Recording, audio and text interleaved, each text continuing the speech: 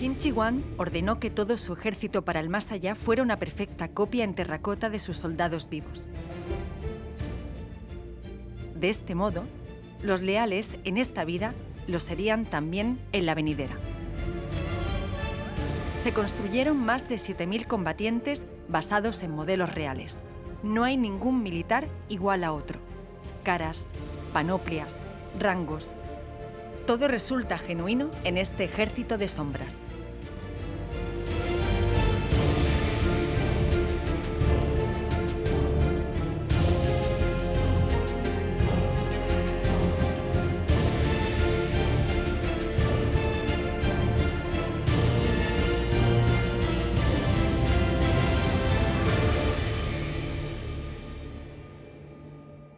Arqueomanía.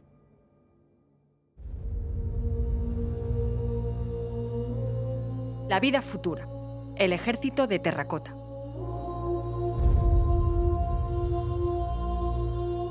En la época de Qin Shi Huang, íberos, romanos, cartagineses, etruscos y otros pueblos helenísticos constituían el melting pot mediterráneo. Había mucha sofisticación y un alto grado de desarrollo técnico, político y militar. Se habían promulgado leyes, como la de las 12 tablas en Roma, y se comerciaba hacia toda latitud. El lejano Oriente era el auténtico mirlo blanco. La última vez que te entrevistamos abordamos las guerras púnicas. Prácticamente en ese mismo tiempo, pues el emperador Qin estaba formando el núcleo del imperio chino. Llegaron a conocerse. Cuando Roma sale de Italia y comienza a formar su imperio, que va a durar casi 1000 años más, Qin, en el otro extremo del continente euroasiático, está formando su imperio. Es decir, es el momento de formación de dos imperios que van a dejar un legado imborrable en la historia de la humanidad hasta hoy en día. Es decir, tanto la cultura clásica a través de Roma y todo lo que nos ha legado el mundo de Roma, como Qin en Oriente, ese imperio que para los chinos de hoy en día es el inicio de su país y de su cultura sin solución de continuidad. Se conocieron esos dos imperios muy poco y de manera muy esporádica y difusa. En medio habían otros imperios, otros reinos, como eran los partos, que realmente hacían de intermediarios y cortocircuitaban, en la medida de lo posible, esos posibles contactos directos, porque era muy beneficioso también para los partos hacer ese papel de mediador. ¿Hay intercambio de conocimiento y técnicas? Evidentemente sí que hay, porque a través de las caravanas, de las navegaciones, etcétera, etcétera, evidentemente se conectaron, ya digo, con un hilo muy fino. Por ejemplo, se habla de cómo la técnica del bronce a la cera perdida, que es muy desarrollada en Occidente, con el mundo griego, helenístico, también lo practica Oriente.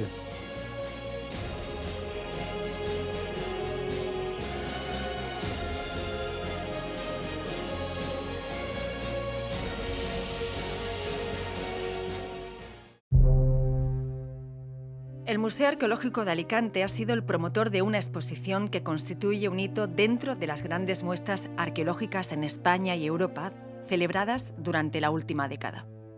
El despliegue de capacidades necesario para hacer realidad la exposición El legado de las dinastías Qin y Han, los guerreros de Xi'an, el esfuerzo organizativo y la coordinación en diferentes niveles pasará a la historia de la arqueología española como un caso paradigmático.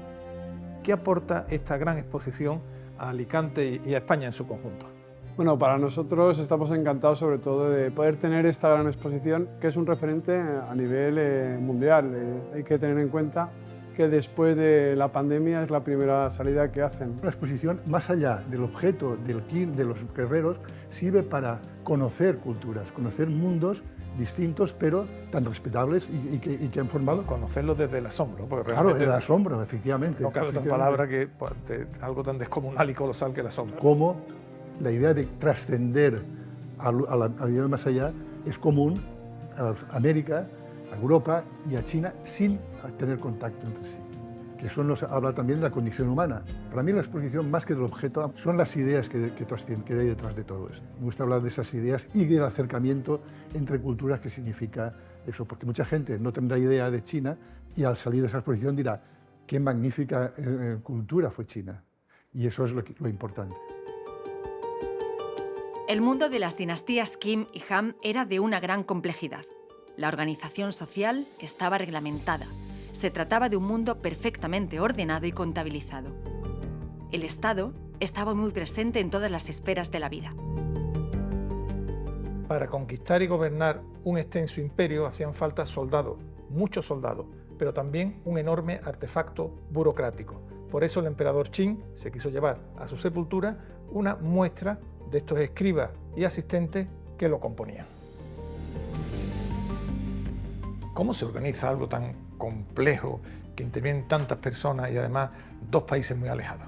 Empezamos a trabajar en el proyecto a finales, en el otoño del año 17, luego se interrumpió por el cierre de fronteras y la pandemia internacional, y hasta que no hubo una comunicación expresa de las autoridades chinas en octubre del 22, que fue precisamente aprovechando una feliz coincidencia, que era que en el año 23, precisamente en el año que nos encontrábamos, se celebraba a nivel bilateral el 50 aniversario de las relaciones diplomáticas entre el Reino de España y la República Popular China. La incorporación al proyecto del profesor Marcos Martinón, ese fue un punto de inflexión que vino a consolidar de una parte la confianza de las relaciones con los museos chinos, porque el profesor Martinón lleva cerca de 17 años investigando en el propio yacimiento. En el año 18, precisamente, fue reconocido en China como Premio Nacional de Ciencia. Tener la confianza de que vas a recibir piezas que, en fin, que cuentan con la Declaración de Patrimonio de la Humanidad y que ellos confían también en nuestros equipos técnicos a la hora de exhibirlas. Y luego el rigor y el planteamiento novedoso que el profesor Martinón aporta, que les llega a satisfacer en el sentido de que nunca habían presentado con anterioridad a Alicante las colecciones de esta manera. La dinastía Han, a pesar de ser rival de la Qin, adoptó sus modos y maneras en los enterramientos. Así, aparte de soldados, se hizo enterrar con muchos animales. Y me ha llamado mucho la atención estas representaciones tan simpáticas, ¿verdad?, tan cálidas, de cerdo, de oveja, de cabra y de dos gallinas pequeñitas y tiernas que nos llaman la atención por su grado de detalle. El emperador ordenó reproducir su mundo como en un espejo mágico. Las obras que más impresionan son los carros de bronce. El carro, como arma de guerra o de propaganda, ya se usaba en el antiguo Egipto. La minuciosidad en los ejemplares que se construyeron para el mausoleo de Qin Shi Huang es digno de toda admiración. ¿Qué significa el periodo del emperador Qin en la tecnología, la ciencia y el arte? Pues tecnológicamente tenemos aquí un ejemplo de lo que son capaces de hacer. Es un objeto que es artísticamente bonito, pero tecnológicamente está compuesto de 3.000 piezas diferentes, de las cuales 1.700 son eslabones de oro y plata, y hay una sofisticación tecnológica espectacular. Luego también tenemos otros desarrollos en el mismo periodo que son más burocráticos o políticos, pero que llegan hasta hoy, que también son muy notables de su legado. Y ahí podemos hablar de cosas como, pues ya que estamos con un carro, el ancho del eje de las ruedas de los carros lo fuerza, lo estandariza para que todas las carreteras tengan la misma altura. Él es un gran estandarizador y estandariza también la lengua, la forma de escribir, las unidades de peso y medida, la religión, la manera de hablar, las leyes, por supuesto.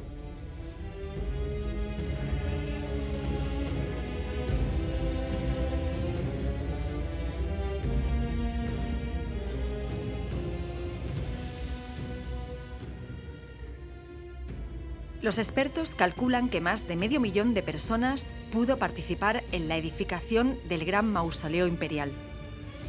Marcos Martinón Torres está investigando a fondo las condiciones de vida y la procedencia de las gentes que construyeron la ciudad de los muertos.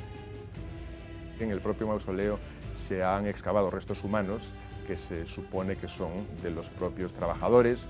Algunos de ellos tienen señales de violencia, probablemente los sacrificaron una vez que acabaron su trabajo. Sabemos los nombres de 18 personas. Solo se ha extraído hasta ahora ADN mitocondrial. Lo que se ha encontrado es que la mayor parte de los restos humanos se parecen más a lo que hoy se identifican con Han y que son de la región de las llanuras centrales, es decir, donde está Shanxi y el propio Xi'an, pero hay otros restos humanos cuya carga genética de línea materna es más comparable al este de China y al sur de China, con lo cual se confirmaría la suposición de que para trabajar en la construcción del ejército habrían traído prisioneros de todas esas tierras que fueron conquistando para someterlos y subyugarlos, y también, por supuesto, como trabajo de propaganda. Como casi todas las grandes obras humanas, la sepultura del emperador Qin tuvo dos caras. Por una parte, una luminosa, la artística, la monumental, pero también tuvo una oscura, que nos habla de dolor y terror. Por eso me ha impresionado mucho esta sencilla cerámica con un nombre grabado, el nombre de uno de los trabajadores muertos en la construcción. No podemos perder de vista la dimensión de esta gran necrópolis. Hablamos de un cuadrado con una superficie de casi 60 kilómetros cuadrados. La escala es gigantesca. Los recursos humanos y materiales para su edificación necesariamente tuvieron que serlo. Hace más de 2000 años, el emperador Qin erigió un enorme, un colosal monumento funerario. Hoy, el Museo Arqueológico de Alicante celebra una magna exposición en su honor. Arqueomanía quiso estar en el momento en que las piezas espectaculares eran depositadas en el museo, porque queríamos mostrar el enorme esfuerzo, la experiencia, la profesionalidad necesaria para organizar un evento de este tipo. Así, además de los arqueólogos, hacen falta técnicos, operarios, conservadores, artistas, que nos van a permitir sumergirnos en el interior, en la historia y en la comprensión de uno de los monumentos funerarios más importantes de toda la historia de la humanidad. Marcos Martinón Torres ha tenido la responsabilidad, el gran reto, de ser el comisario de esta magna exposición. Pulsamos sus fundamentos y preocupaciones. Pues la manera en la que concebimos este proyecto es como si el ejército de terracota fuese una muestra de algo más grande, que es el mausoleo del primer emperador, y que a su vez es una muestra de algo más grande, que es el mundo de la dinastía Qin en proceso de unificación. Y entonces, centrándonos en el ejército de terracota, simplemente porque es la base de datos más grande, donde hay más objetos con ubicación espacial por toda la riqueza de datos, tratamos de hacer ingeniería inversa, entender el cómo se hizo en última instancia, de dónde sacaron las materias primas, cómo se combinaron estas con conocimientos, de dónde vienen esos conocimientos, cómo se organizó logísticamente la mano de obra, y a partir de ahí encontrar explicaciones para lo que en última instancia nos interesa más, que es el proceso humano, cómo se organizó la gente, cómo se organizaron los conocimientos para hacer algo que era tan único y tan sofisticado, pero al mismo tiempo tan grandísimo y tan sin precedentes. Toda exposición es una narración que requiere de un espacio, de unas piezas y de un discurso. Veamos los principales planteamientos de esta gran muestra celebrada en el MARC. Va a haber un hito, que son esos objetos, que son los guerreros, y empiezas a pensar en cómo vas a mostrar esos objetos al público, pero que también hay que contar una historia y que vienen con más objetos, y que hay que contar una historia que tiene principio y final. Va a traer referencias de arquitectura, referencias de olores, de música, de formas de recorrer y entender, que acompañan a esas piezas de arqueología que cuentan una historia estricta. Hemos traído la levedad de los farolillos que todos llevamos también en la cabeza a nivel occidental como un imaginario, pero lo hemos traído en negro, velados, como ese mar tumultuoso en la sala primera, tintineantes, moviéndose. También traemos las sombras chinas a través de la primera escultura y segunda escultura del emperador Qin, primero a caballo y aguerrido y más sosegado en el trono en la segunda sala, a través de reflejos de la multiplicidad, de lo infinito, que va a ser ese espejo-espejo que vamos a tener para los Han, para poder ver un ejército infinito, aún teniendo solo 6 piezas, pero para poder entender que ese enterramiento es fastuoso en la cantidad de guerreros. Esta es la que va a ser la sala 1 de la exposición, de las 3 salas principales que hay, y aquí es donde contamos la historia de la unificación de China, desde 500 años antes del primer emperador hasta unos 500 años después, para que entendamos mejor su mundo y lo que él y sus súbditos hicieron. Entonces, toda esta parte en la que estamos ahora es anterior al primer emperador, es el periodo de fragmentación de China. Cuando China no existía, eran 150 estados nobiliares, feudales, un tiempo de paz y prosperidad, algún conflicto, pero buena vida nobiliar, con grandes cerámicas, bebiendo vino. Esta botella que tenemos aquí es una botella de vino, pero vino de arroz, por supuesto, que estamos en China, y en el que se hacían muchos rituales empleando el jade, que es un material que en China es más importante que el oro, y en el que las campanas, tan peculiares campanas, tenían un papel fundamental. Aquí no están todavía puestas, pero tendremos las armas del emperador, y son las armas que junto con su estrategia le acabarían con muchos esfuerzos granjeando la victoria. Aquí estamos pasando por la unificación de China y el emperador ya victorioso, cuando se declara primer emperador, llegamos a un mundo en el que, ¿cómo puede un emperador controlar un imperio en el que nadie sabe ni siquiera lo que es un imperio, en el que, como acabamos de ver, hay tantas culturas, diversidad de lenguas, de medidas? Pues estandarizando. Aquí veremos la estandarización de la moneda, aquí veremos la estandarización de los pesos y medidas, y aquí, por ejemplo, pues tenéis un estándar de pesa y un estándar de volumen, que además tienen el decreto escrito en ellos, en el que te dicen: te recuerdo que el decreto imperial dice que tienes que utilizar este peso y esta medida. Si seguimos, llegaremos al mundo Han, es decir, la dinastía que sucedió a la dinastía Qing, una dinastía mucho más longeva, lo que se considera hoy como los 400 años de prosperidad de China, y también las raíces que vemos en el mundo Qing y Han y que en cierto modo se reflejan en la China moderna que conocemos hoy. La importancia que tienen estas piezas, que son unas piezas de Estado, podríamos decir. Es verdad que no es la primera vez que llegan a España, pero sí que vienen arropados con una museografía espectacular. Me fascina como historiador y como arqueólogo la obsesión de ciertos monarcas, regentes, emperadores, a la trascendencia y a la magnificencia de las tumbas, que quieren ir a la otra vida con su ejército, con su corte, cómo es capaz el emperador Qin de organizar su ejército, de crearse su tumba, que está a 1,5 kilómetros de donde están los guerreros, y organizar toda una serie, un complejo arquitectónico para la otra vida. Que esa manifestación es humana, muy humana, y la veo en otros lugares del mundo. Pues si en la sala 1 hablábamos de vida, ahora nos metemos en el mundo de los muertos. Porque lo que tenemos aquí, aunque no lo parezca todavía, tenemos que ver la luz, ya veréis cómo cambia, esto va a ser un palacio de ultratumba, porque, como sabéis, el primer emperador gobierna desde el más allá. Ya antes del primer emperador, en China se decía que tú a los muertos los tienes que servir como cuando estaban en vida, cuidarlos igual que los cuidabas aquí. Y todo lo que vamos a ver en esta sala son objetos que aparecieron en tumbas y que en muchos casos son réplicas de lo que veíamos en la otra sala. Allí ves una campana de bronce, aquí verás una réplica de una campana en cerámica. Y así puedes empezar a pensar por qué los guerreros de terracota son de cerámica. También son una réplica de la vida para encontrar en el mundo de muertos. Pero lo que también esta sala creo que nos tiene que hacer pensar es el privilegio o incluso la intromisión de que nos estamos metiendo en un mundo de muertos, un mundo que no fue concebido para compartirlo con nosotros. Tenemos una pieza que es un lujo tener aquí, que es una réplica de uno de los dos carros de bronce, oro y plata que se encontraron al lado de la tumba del emperador, y es probablemente en un carro como este, una réplica a tamaño mayor, pero sería un carro como este, el que llevó al emperador a su tumba. Las piezas tienen un buen estado de conservación, quitando la policromía, que es verdad que no se conserva, que últimamente los nuevos avances en los materiales, en la tecnología, les está permitiendo conservarla.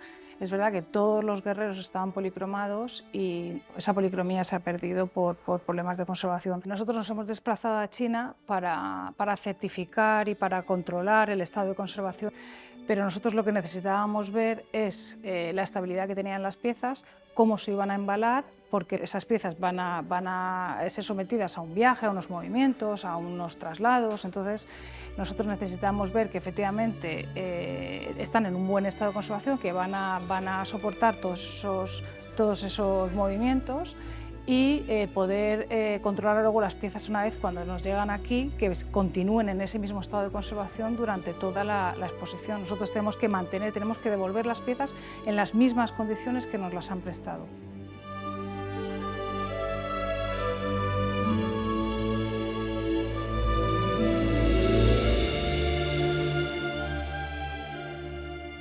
Pues ya hemos entendido la historia de la unificación, ya entendemos la concepción de la muerte en China y por tanto por qué se hizo un ejército de terracota, y ahora es tu momento de vivir tu experiencia como tú quieras con los guerreros de terracota. Un espacio que está hecho para que cada uno disfrute e interactúe con los guerreros y otras figuras de terracota en la manera que les parezca. Como veis, es un espacio un tanto singular museográficamente, estas cápsulas del tiempo que casi nos llevan los guerreros al futuro. Y aquí finalmente tendremos otro ejército de terracota que la gente no conoce, pero que es igualmente espectacular y que nos habla de la continuidad y el legado de Qing en la dinastía Han. Hay, digamos, dos instituciones. Nosotros, que somos los receptores, hay una institución prestadora, en este caso el Museo de Shanxi, y la colección tiene que ir de un punto a otro.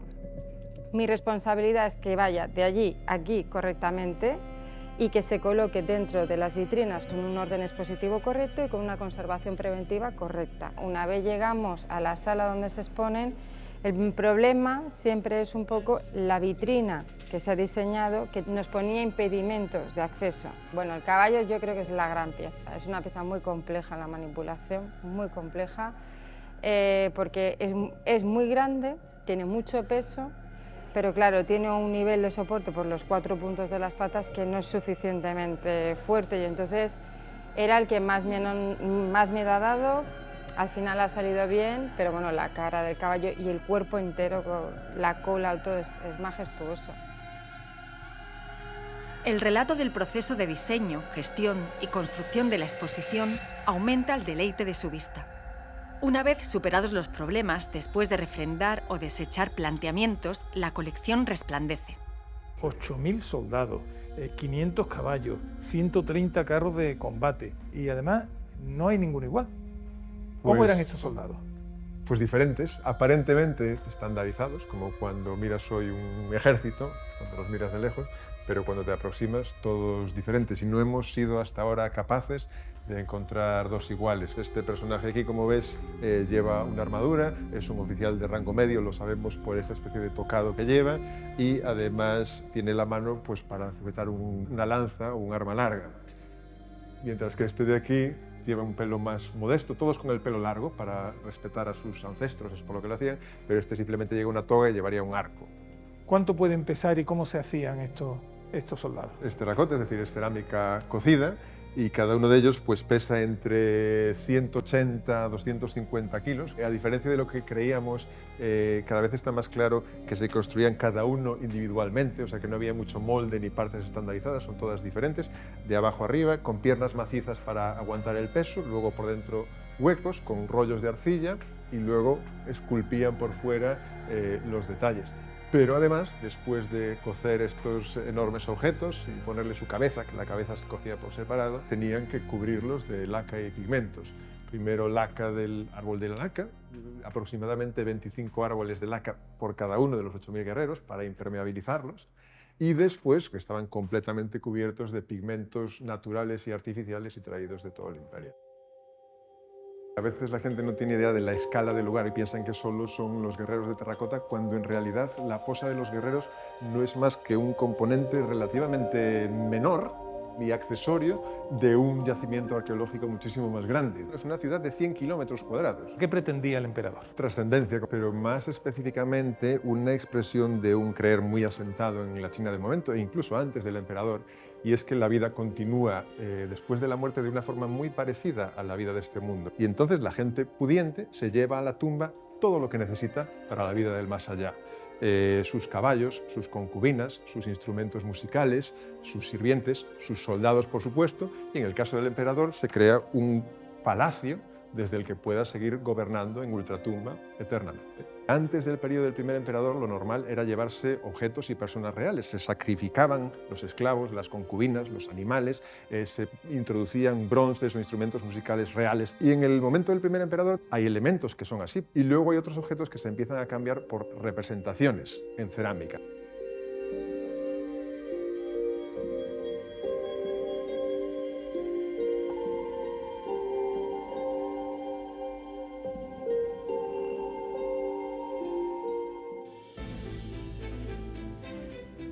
Las crónicas de los poderosos suelen ser laudatorias. Si queremos comprender la personalidad de un mandatario, es preferible conocer los hechos de su reinado.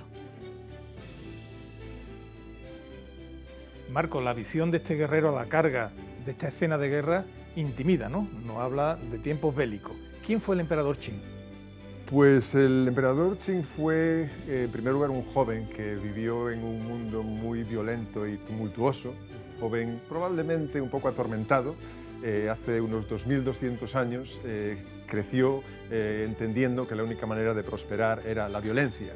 Y así, en cuanto murió su padre, y con solo 13 años, a base de mucha violencia y también disciplina, progresivamente fue capaz de conquistar los reinos que rodeaban al estado de Qin, en un momento que China no existía, y por tanto, en el 221 a.C., pudo coronarse el primer emperador de China, porque había por primera vez una China unificada. Bueno, y la historia fue generosa con él, ¿no? Porque le premia esa primera reunificación china con el propio nombre de China, que viene de Qin. Consiguió mucho para China, pero pagando los propios chinos un precio muy alto de violencia y de disciplina y de sumisión. Y casi más que por la propia unificación de China, hoy lo conocemos por su tumba, por lo que se llevó a la vida del más allá, que es el mausoleo, esa tumba, esa pirámide artificial que construyó para sí mismo, rodeada de 1000 estructuras y, por supuesto, los famosísimos guerreros de terracota que le protegerían en el más allá. La gran exposición sobre el legado de las dinastías Qin y Han ha tenido un recorrido de varios meses, desde la primavera de 2023 a enero de 2024. Ha sido visitada por una media de 1000 personas al día. Un fenómeno cultural de esta envergadura debe hacernos reflexionar sobre la importancia del conocimiento y la belleza, sobre el trabajo de grandes expertos y sobre la coordinación de diferentes estamentos de la red pública. La gran aventura humana siempre encuentra un hueco en las agendas y en los corazones.